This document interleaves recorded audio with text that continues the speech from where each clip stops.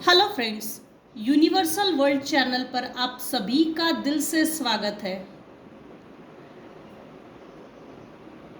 And welcome back to my channel and welcome back to my next reading, जिसका topic है इस female का गुरूर आपने तोड़ा है। घमंड था कि जब चाहे तब आपकी जिंदगी को तबाह कर सकती है। घातक स्पेलवर्क पलटवार हो गया है। घमंड चकनाचूर हो गया है। मैं आउट ऑफ स्टेशन थी, जिसके कारण मैं वीडियो अपलोड नहीं कर पाई। So thank you and let's continue. चलो देखते हैं इस फीमेल का गुरूर आपने तोड़ा है। घमंड था कि चाहे तब आपकी जिंदगी को तबाह कर सकती है।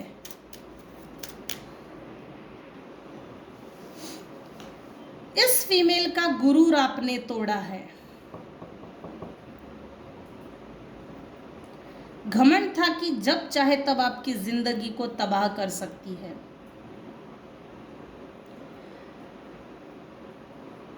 देखिए, यहां मेल निकल कर आया है। Male person, wealthy man, privilege lady जो है ये आप हो। ये आप हो।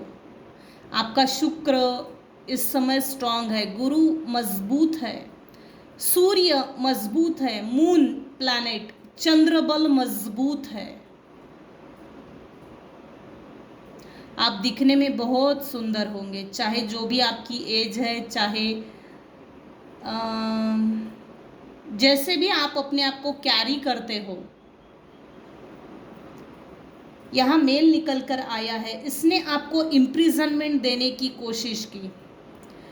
वाइस वर्सा भी हो सकता है।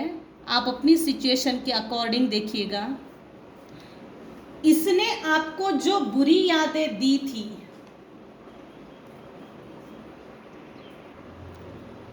इस मेल पर्सन ने जो भी आपको बुरी यादें दी थी उसको आपने दफन किया है। मुझे एक एनर्जी ये भी पिकअप हो रही है। कोई किसी की डेथ की खबर आपको आएगी और कोई इंटेंशनली आपको डेथ की खबर देना चाहता है ताकि आप इसकी डेथ में आए। अब ये कोई भी हो सकता है जिसकी डेथ हो रही है आपके परिवार में, जो आपसे खुन्नस रखता था। इसके ये लिटरली कब्र में है, आराम फरमा रहा है। को ये जो मेल पर्सन है ये इंटेंशनली चाहता है कि आप इसकी डेथ में आए और बवाल हो जाए। देखा ना, आ गई डेथ पे। सो आपको खुद सोचना है इसकी डेथ पे जाना है या नहीं जाना है, क्योंकि ये तो पहले से ही तगड़ा बैठा है स्माइल फेस में कि आपको डेथ में बुलाया जाए और बवाल करे। बवाल, झगड़ा, फसाद।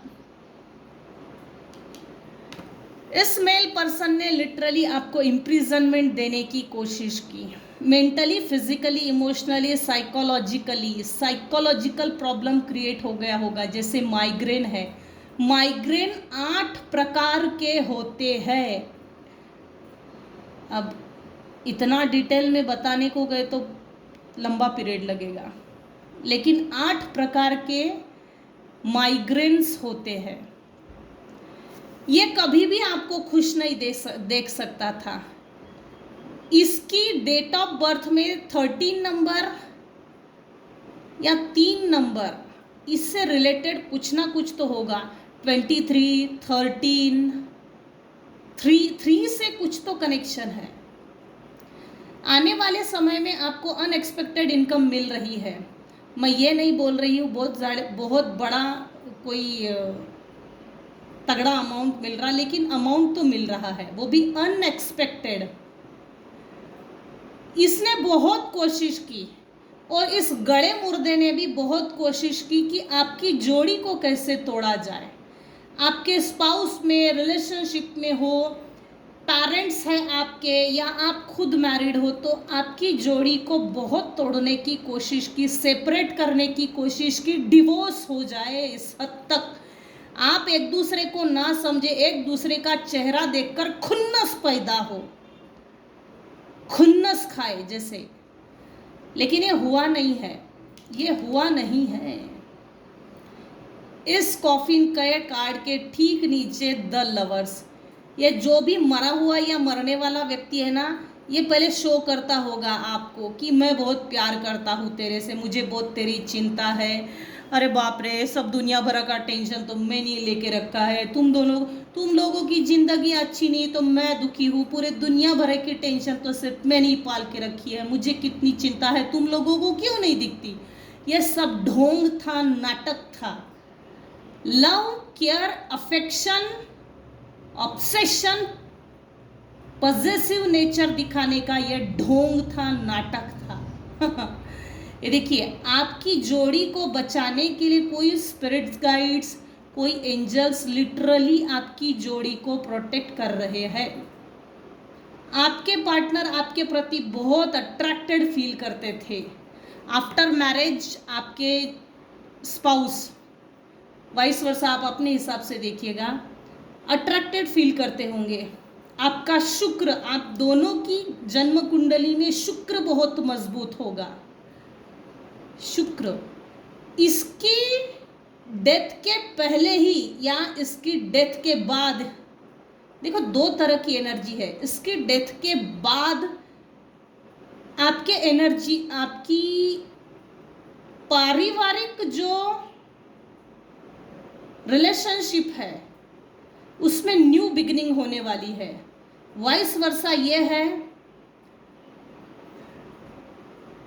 कुछ केसेस में इसके डेथ के पहले ही आपने न्यू बिगिनिंग अपने लाइफ में करके दिखाई है, सेल्फ लव की प्रैक्टिस करके।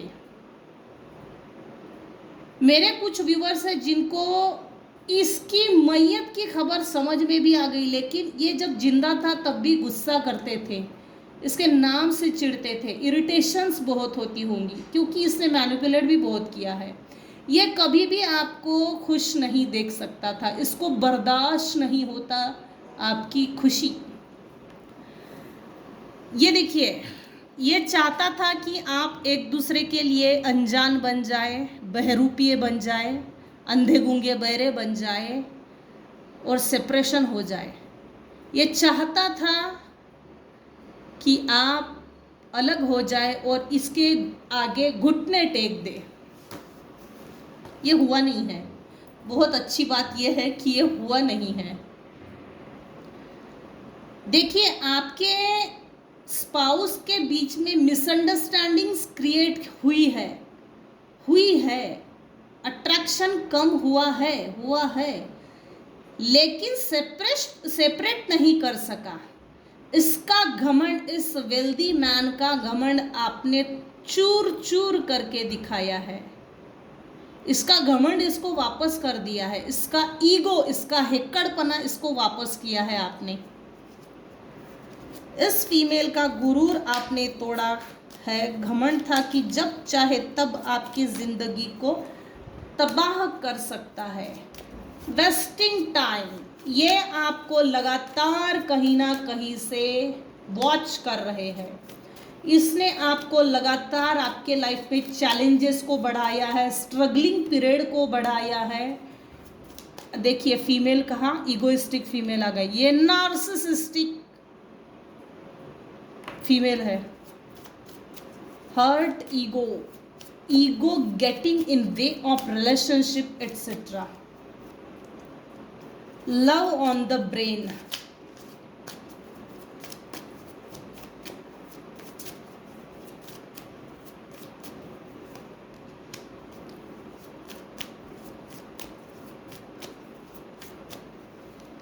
नॉस्टैल्जिया,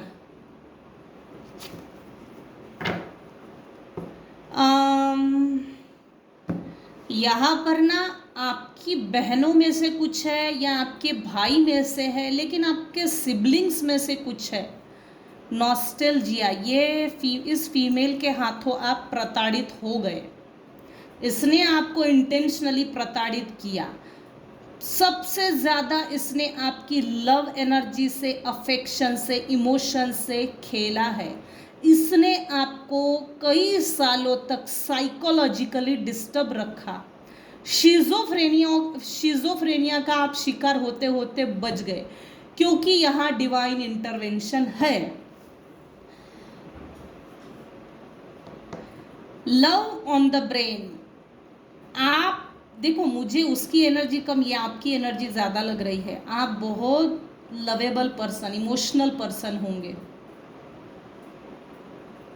आपने कुछ लोगों के ऊपर जान छिड़की है, बदले में आपके साथ कुत्ते के जैसा व्यवहार किया गया, कुत्ता वाली ट्रीटमेंट दी गई। Anyways, wasting time, stuck no changes limited. आपके लाइफ में चेंज आ गया है।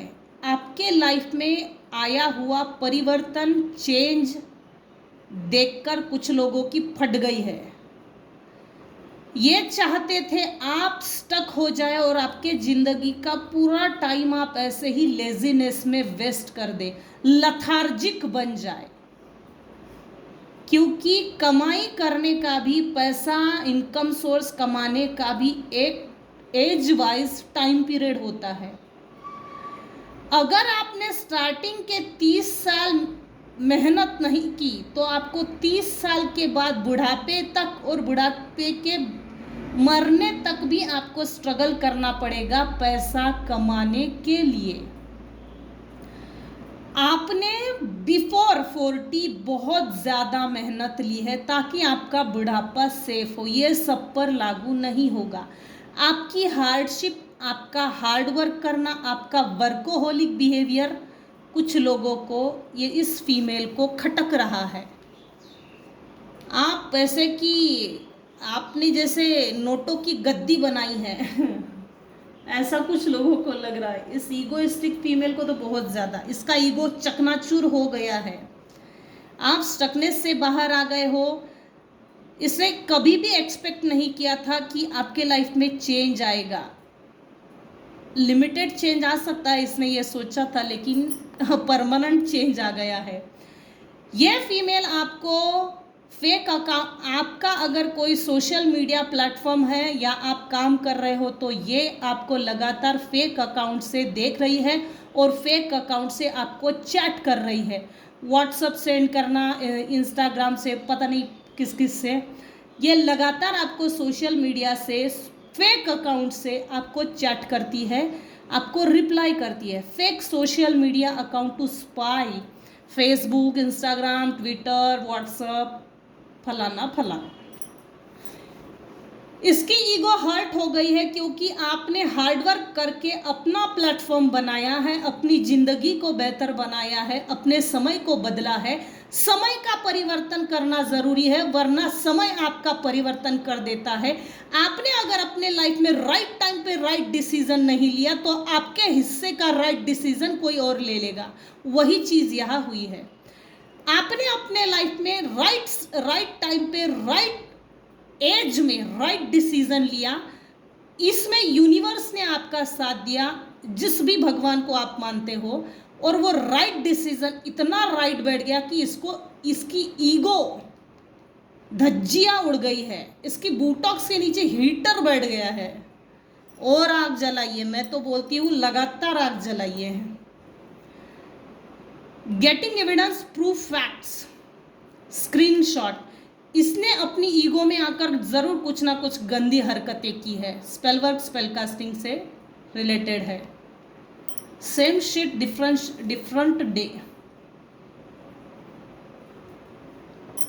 कभी ना कभी इसने आपके खाने में कुछ मिला के जरूर दिया है और बहुत प्यार से आपने खाया है।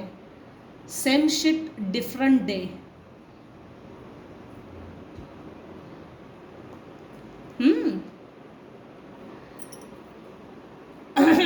इस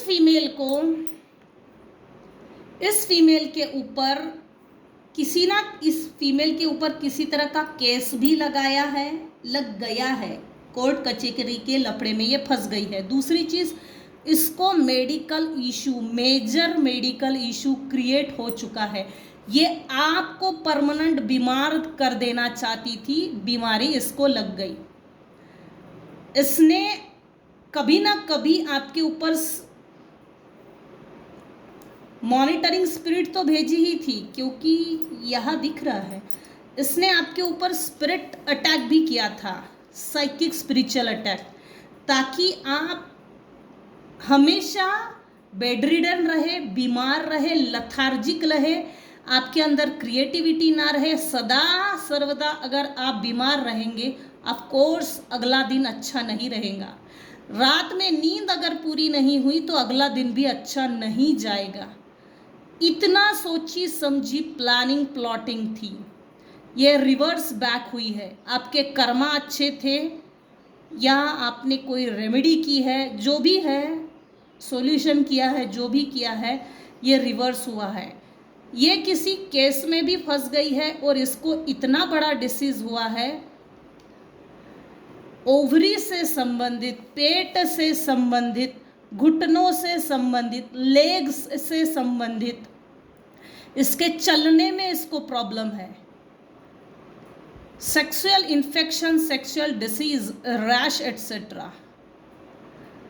इसने अपने आप को साबित करने के लिए किसी के साथ इलीगल रिलेशनशिप बनाई थी। उसको ऐसा लगा कि ये मेरी जो प्लानिंग है ये फुल प्रूफ फिट हो जाएगी। इसकी गंदी हरकतों का किसी ने स्क्रीनशॉट एविडेंस कलेक्ट करके रखा है। अगर इसने कुछ आड़ा टेढ़ा, टट्टू टेढ़ा काम किया या जबान पलटी, या इसके साथ जो भी था पार्टनर, अगर इसके खिलाफ जाने की इसने हिम्मत की, तो ये इसके पार्टनर के पास तो ऑलरेडी एविडेंस है।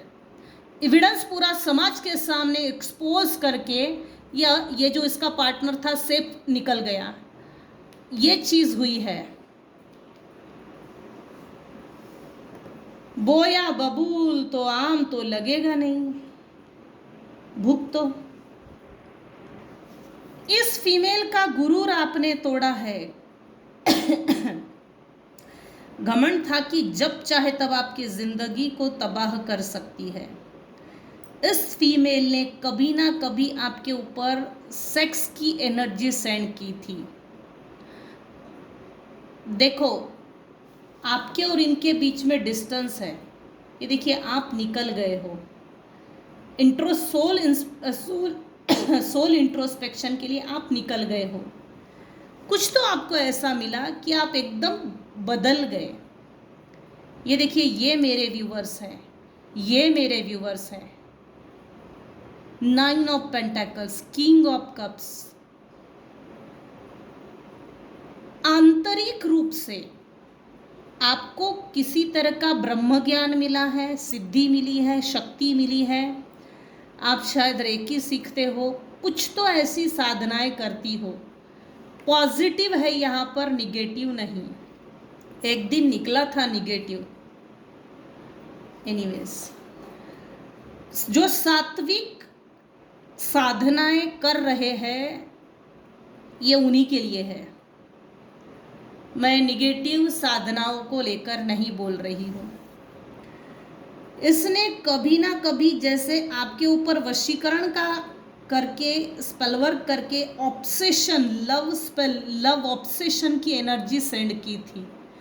लव ऑब्सेशन की एनर्जी में होता यह है कि जहाँ से भी सेंड करता है वो ऑब्सेशन की एनर्जी जब रिटर्न टू सेंडर होती है, तो जिसके ऊपर रिटर्न टू सेंडर होता है वो और ज़्यादा अट्रैक्टिव होता है अगले बंदे के लिए।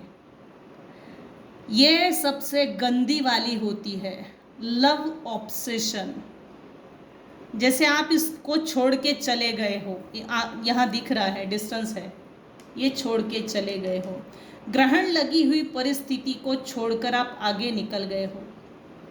निराशा थी, डिसअपॉइंटमेंट मिला इन लोगों से, आपने इन लोगों को विड्रॉल कर दिया अपनी लाइफ से, वॉकिंग अवे हो गए, एस्केपिज्म, एस्केप कर दिया अपने आप को इनकी चंगुल से।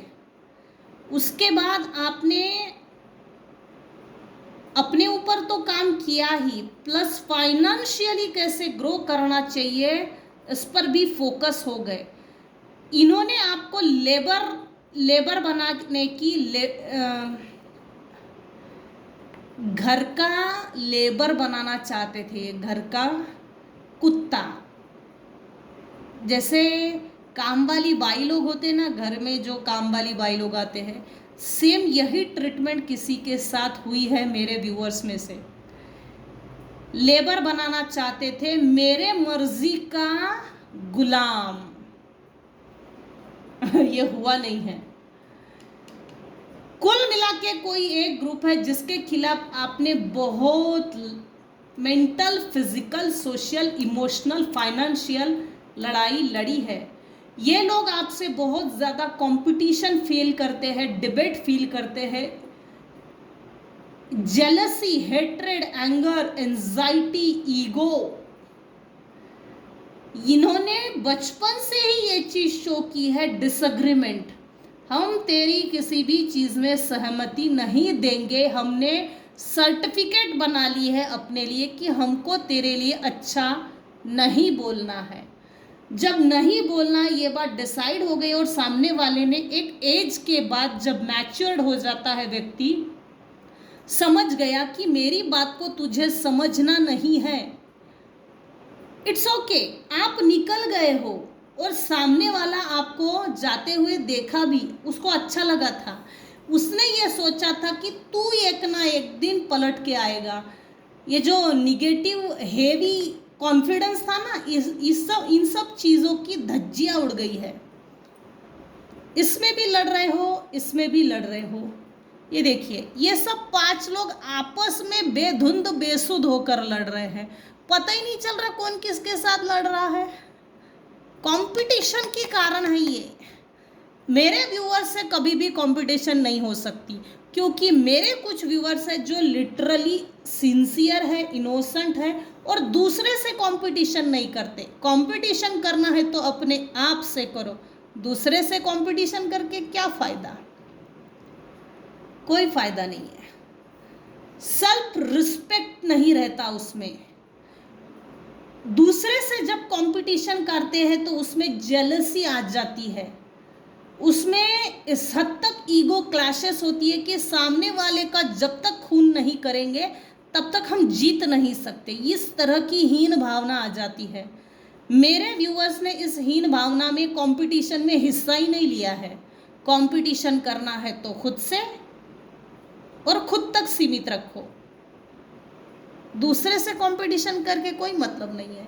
दूसरे से कंपटीशन करना मतलब कैसे? हर वक्त कपड़े बदलते रहो।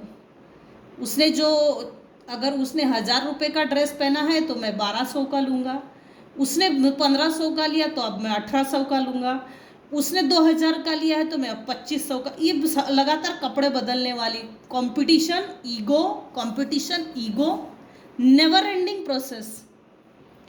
इसमें मेरे व्यूअर्स ने हिस्सा नहीं लिया। हुआ यह है कि आपके लाइफ में 2 विचारों में जो चल रहे थे, अब आप 2 विचारों में नहीं चलते, आप एक विचार में चलते हो। एक समय एक काम करो और कंप्लीट करो। समय लगेगा लेकिन इस तरह से कंप्लीट करो ताकि उस काम को डबल ना करना पड़े। फुल फोकस के साथ। आपके लाइफ में फाइनेंसेस को लेकर न्यू बिगिनिंग भी हुई है, आपकी तरफ अपॉर्चुनिटीज भी आई है। आपके जो मैनिफेस्टेशंस थी वो स्टेप बाय स्टेप पूरी हो रही है। फाइनेंशियल अपॉर्चुनिटीज आपके लाइफ में आई है। आपने कुछ ऐसी स्किल डेवलप की, आपने कुछ ऐसी स्किल सीख ली जिससे कि आप मनी, इनकम सोर्सेज जनरेट कर सकते हो। आप काफ़ी एम्बिशियस बन गए हो जिसके कारण कुछ लोग चिढ़ रहे हैं। आप अपने लाइफ में स्टेप बाय स्टेप हर इच्छा पूरी कर रहे हो। आपके लाइफ में गुड न्यूज़ हमेशा आती रहती है।